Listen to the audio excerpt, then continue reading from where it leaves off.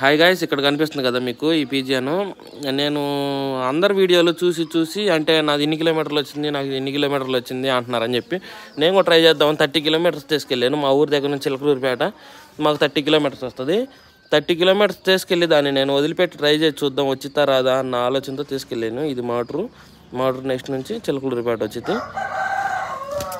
ఎలాగైతే నేను తీసుకెళ్ళాను, వచ్చాను చిలకలూరిపేట, వదిలిపెట్టి ట్రై చేసి చూశాను. ఇదిగో చిలకలూరిపేట వచ్చాను కదా, ఇది ఇటు సైడ్ నుంచి కోటప్పకొండ పోయే రూట్లోకి దిగుదాం.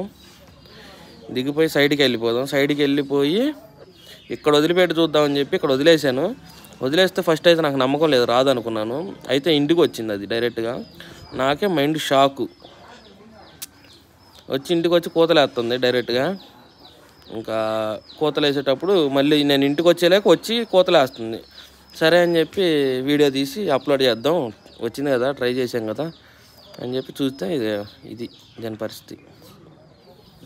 అది ఫీమేల్ ఉంటే వచ్చేది కాదని అందరూ చెప్తున్నారు. అది ఫీమేల్ ఇక్కడ ఉంది కాబట్టి వచ్చింది అంటున్నారు. ఫీమేల్ దాంతోపాటు ఉంటే వచ్చేది కాదు అంటున్నారు.